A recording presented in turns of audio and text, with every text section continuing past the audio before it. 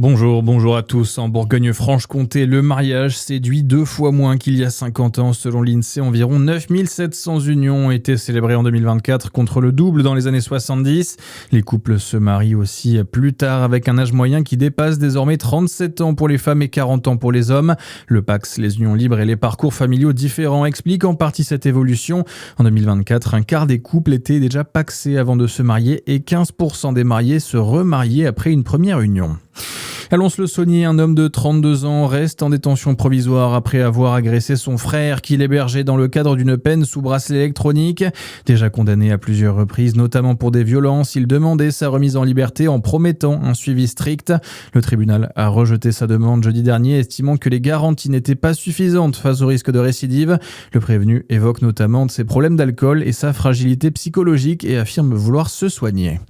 Les sapins du Morvan en grande souffrance face aux épisodes de chaleur à répétition. Les plus jeunes brûlent sous l'intensité du soleil et les plus âgés prennent des coups de soleil. Des lourdes pertes sont à prévoir pour la fin de l'année et la période de Noël où ils sont habituellement très prisés, et peut-être aussi une baisse du nombre de sapins mis en vente. Dans l'actualité également, Sébastien Lecornu hué au Porge. Le Premier ministre est arrivé il y a 1 heure environ dans la commune la plus touchée par le méga-feu qui a parcouru 42 000 hectares en Gironde cet été. Le chef du gouvernement est en Gironde donc aujourd'hui pour rencontrer des élus locaux et des acteurs socio-économiques du territoire. Il doit enchaîner plusieurs réunions à Mérignac. En fin de matinée, des annonces doivent être faites en début d'après-midi. Emmanuel Macron, lui, va échanger avec les sapeurs-pompiers du Var. Le président de la République doit se rendre à la cérémonie du 82e anniversaire de la libération de Bornes-les-Mimosas.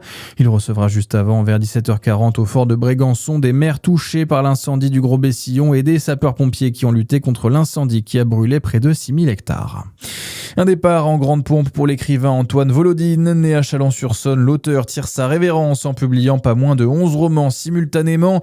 Ils seront tous disponibles en librairie le 24 août prochain pour marquer la rentrée littéraire. Et Samuel Wagon, c'est une performance inédite dans l'histoire de la littérature française. Oui, et c'est tout simplement du jamais vu. 11 romans portés par 11 maisons d'édition différentes et qui sortiront tous le même jour.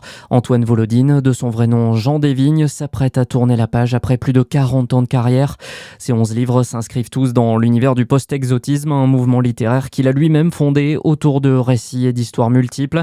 Autre particularité, ces 11 ouvrages seront publiés sous un pseudonyme Infernus Johannes.